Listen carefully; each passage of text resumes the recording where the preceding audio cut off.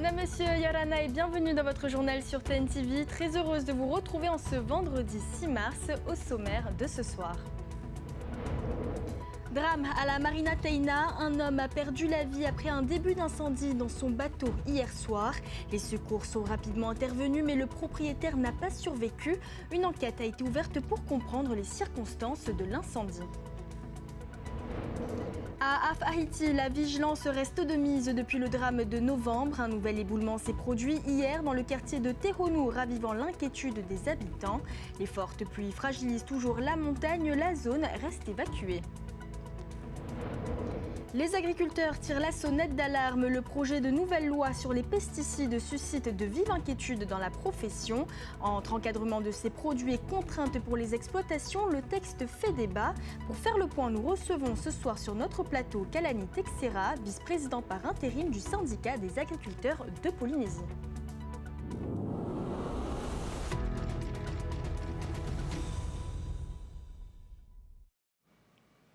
Un drame s'est produit hier soir à la Marina Teina de Punaouia. Un incendie s'est déclaré à bord d'un bateau à moteur alors que son propriétaire se trouvait à bord. Malgré l'intervention rapide du personnel de la marina puis des secours, l'homme n'a pas survécu. Ce matin, pompiers et gendarmes étaient sur place pour les premières constatations. Les détails avec Atena Milkam et Rarahumaha. L'origine du feu est encore inconnue lorsque gendarmes et pompiers interviennent sur le Fearless ce vendredi matin. La veille, jeudi soir, peu après 22h, un client de la marina alerte le vigile après avoir constaté un départ de feu sur ce navire bien connu des habitués. Son propriétaire répond encore lors des premiers échanges, mais l'épaisseur et la toxicité de la fumée empêchent toute visibilité. L'agent portuaire de service ne parvient pas à secourir l'homme. Quelques minutes plus tard, lorsque les pompiers, les gendarmes et les policiers municipaux arrivent à leur tour, la victime ne répond plus. Elle est extraite du bateau, mais malgré les tentatives de réanimation, l'espoir s'éteint. L'intervention des forces de l'ordre et des secours se poursuit jusqu'à 1h du matin ce vendredi. Ils reviennent ensuite de bonne heure pour les premières constatations. Une enquête est ouverte afin de déterminer les circonstances du drame. La victime était particulièrement appréciée au sein de la communauté de la marina. Et du côté de Haïti, la montagne a de nouveau bougé. Un éboulement s'est produit hier en fin de journée dans le quartier de Tehonou, déjà marqué par le drame de novembre 2025 qui avait fait 8 victimes. Aucune personne n'a été blessée, la zone étant évacuée depuis la catastrophe, mais l'inquiétude reste vive chez les riverains, comme nous l'expliquent Naya Bennett et Désiré Teibao. C'est à 17h45 hier soir que Poyana et sa famille ont entendu un nouveau fracas sur la montagne. Ils sortent de la maison et voient qu'un nouveau glissement de terrain s'est produit ici à Tehonou. Un nouveau glissement de terrain qui a ravivé de mauvais souvenirs. Mon mari a entendu du bruit et il est tout de suite sorti de la maison pour regarder la montagne. C'est toujours notre premier réflexe quand on entend du bruit ici maintenant. Il nous a appelés pour qu'on sorte de la maison. On a essayé aussi de prévenir le voisinage, juste au moins qu'ils sachent que ça commençait à couler et que ça avait descendu la terre qui était bloquée en haut. Quand on voit ça, surtout après ce mois de novembre, ce fameux mois de novembre, qu'est-ce qu'on ressent? Effrayé sur le coup et bon, après coup, un peu de tristesse quand même, parce que on vit là et là on voit bien que ce ne sera peut-être pas possible de sitôt encore en tout cas. Selon le voisinage, de fortes pluies se sont abattues depuis 16 heures. Des pluies qui ont formé des cascades sur ce flanc de montagne. L'eau et la boue se sont ensuite déversées dans la cour de cette maison. Et face à la pression exercée, les murs n'ont pas tenu. L'eau justement qui a accumulé dans une des maisons qui est juste à flanc, l'eau qui venait de là-haut a inondé la maison qui est en flanc et ensuite sa clôture a lâché. Et ça fait une petite vague, ça fait une vague de boue là qui est retombée d'en haut là. Impressionnant, mais voilà, plus de peur. Suite au tragique épisode de novembre, certains habitants du quartier Tehonou ont pu regagner leur habitation. Mais suite à ce nouveau glissement de terrain, certains se demandent s'il est raisonnable ou pas de continuer à vivre ici. Dans moins de 10 jours se tiendra le premier tour des élections municipales. On ouvre notre page spéciale dédiée aux enjeux locaux.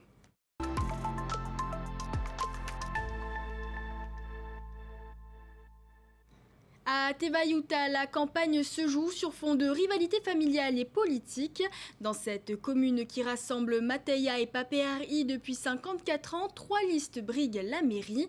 Les frères Jonas et Opetea Tahuaitouf, 2 figures de la vie politique du sud de Tahiti, s'affrontent désormais sur des projets différents, tandis que la rupture est consommée entre le maire sortant et le maire délégué de Papeari. Au cœur des débats, l'unité de la commune et l'équilibre entre ces 2 entités, le reportage de Philibert et Matai Horei. Elle dénonce une iniquité entre les communes associées qui composent Tevayuta. 2 des 3 listes en course pour la mairie sont portées par des riverains de Papeari. 2 listes menées, l'une par l'actuel maire délégué, la seconde par l'actuel 3e adjoint en charge du bien vivre ensemble. Tous 2 prônent pourtant le renouveau. En voyant les infrastructures qu'on a dans la commune de Tevayuta, il y a beaucoup plus de matériel par rapport à Papeari. L'égalité, hein, c'est tout ce que je veux. Je veux notre unité. On va travailler pour les 2 communes, hein, pour les 2 communes associées. Collège, caserne, nouvelle mairie, autant de structures érigées à Mataya. Côté Papeari, certains se sentent lésés. Mais sinon, Oe Tevayuta d'Opeta Tahuaitouf souhaite le maintien des 2 communes associées au sein d'une même entité. Ce n'est pas le cas de Teniu Tevayuta. Donc l'objectif c'est de défusionner Papeari et Mataya à cause des inégalités déjà de traitement de services entre les 2 communes.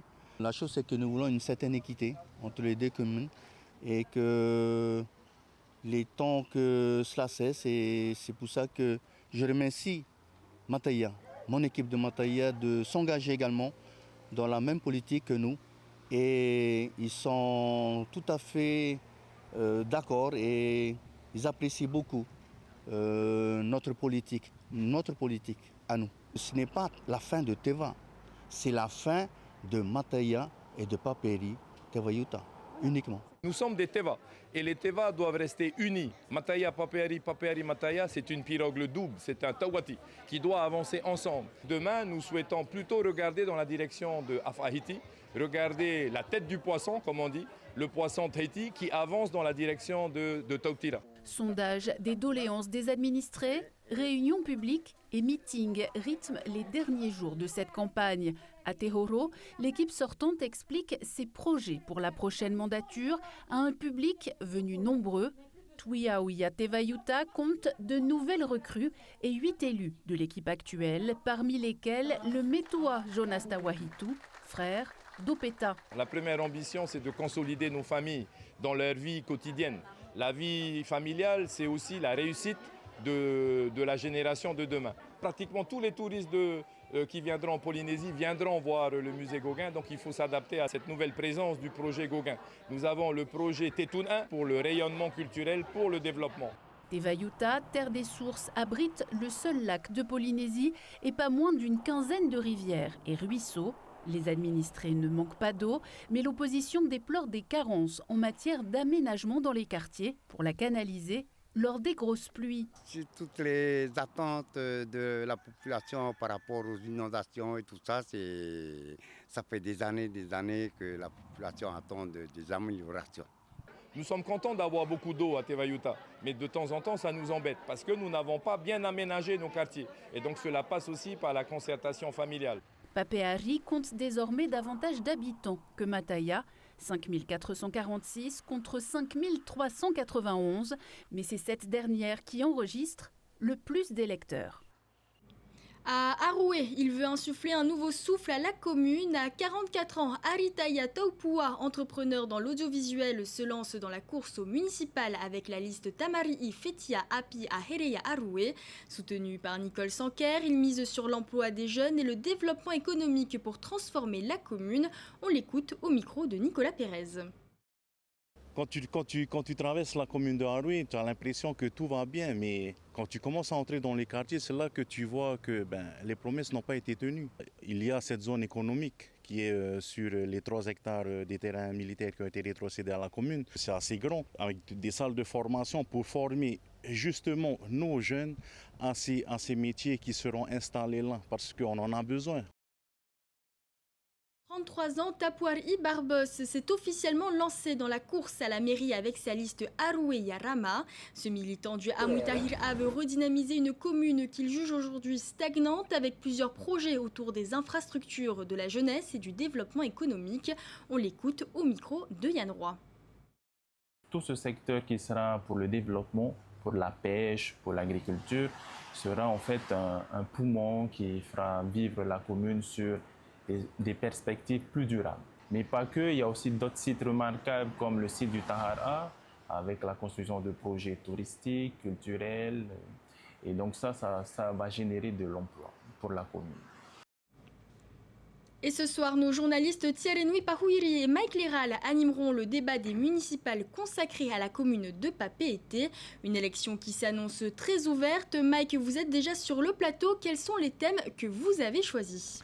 Eh bien tout simplement, Mika, nous allons parler des grands thèmes de campagne à Papeete, ceux qui reviennent souvent dans les professions de foi des différents candidats. Il y a d'abord celui de l'urbanisme, de l'aménagement, de tout ce qui est trottoir, mobilité, transport à l'intérieur de la ville, pour donner un coup de jeune à cette grande ville que les touristes voient en premier, mais aussi à ces quartiers dans lesquels habitent de nombreuses personnes de Papeete et qui voudraient les voir se rénover. Il y a aussi le thème des sans-abri qui va évidemment être un thème important ce soir, à la fois pour être solidaire avec eux, mais aussi peut-être pour plus de répression, ça dépend des candidats. Plusieurs solutions sont envisagées pour régler ce problème qui est aussi celui des sans-abri. Mais on rappelle que ce sont aussi des personnes humaines, l'a rappelé le curé de Papeete. Transparence et communication, ce devrait être notre troisième thème. Comment vont être prises les décisions? Y aura-t-il des conseils de quartier, des budgets participatifs? Voilà comment la population de Papeete va être associée aux décisions. Et puis nous terminerons par la jeunesse, tout ce qui peut concerner la jeunesse, tant sur le plan de la nutrition, de la santé, de la lutte anti-drogue et aussi des salles de fête qui pourront être construites pour eux. Il y en aura pour tous les électeurs. Alors, le débat est lu en français à 19h20 et se poursuit en tahitien avec Thierry Pahouiri vers 20h30. Qui recevrez-vous sur le plateau? Eh bien, nous aurons toutes les têtes de liste ce soir lors du débat, puisqu'il y aura Rémi Briand, donc soutenu par le maire sortant de Papeete, mais aussi Tematei Le Gaïc, Pascal Haïti Floss, Boniface Tehei, Tahuiti Nena et René Temeharo. Mais on précise que René Temeharo ne viendra finalement qu'en langue tahitienne et en langue française. Il sera représenté par une colistière que vous voyez d'ailleurs peut-être derrière moi. Et donc il reviendra pour la deuxième partie, puisque moi je vais commencer en français à 19h20. Je vous donne rendez-vous tout à l'heure. Et en tahitien, ce sera avec Thierry Pahouiri à partir de 20h30. Merci beaucoup Mike Léral. On vous retrouve après le JT. On referme à présent cette page spéciale dédiée aux élections municipales.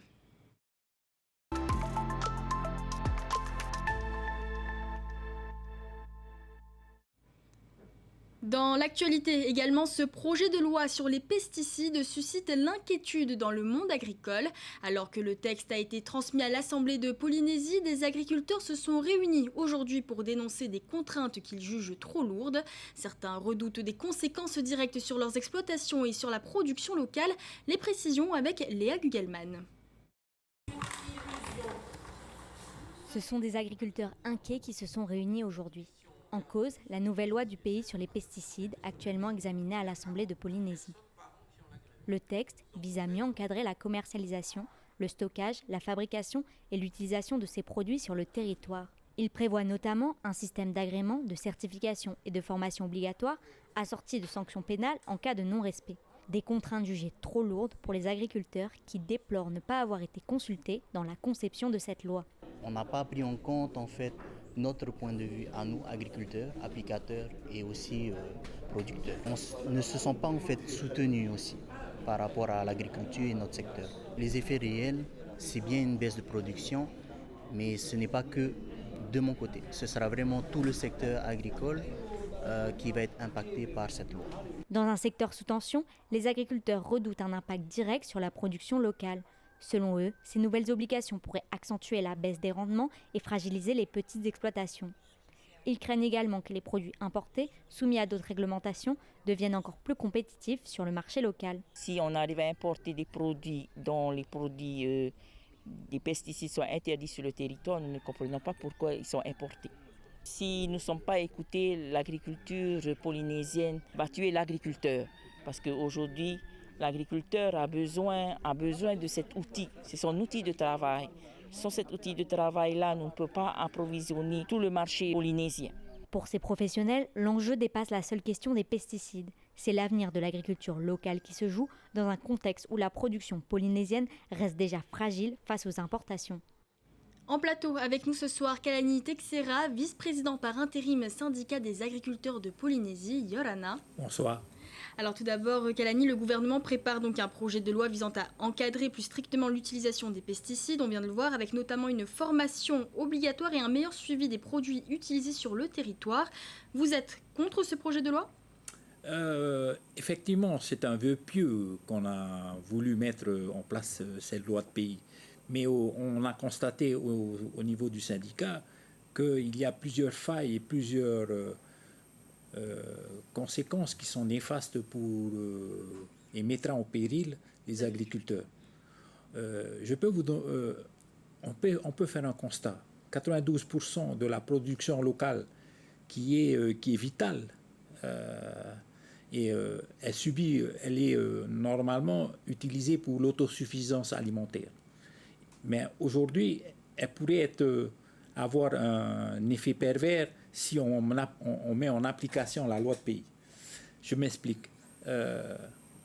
Vous savez, on va interdire tous les néonicotinoïdes et ainsi que le fipronil. Or, le fipronil et les néonicotinoïdes sont les seuls produits qu'on a qui sont efficaces pour la culture maraîchère, pour la vanille, pour les agrumes et pour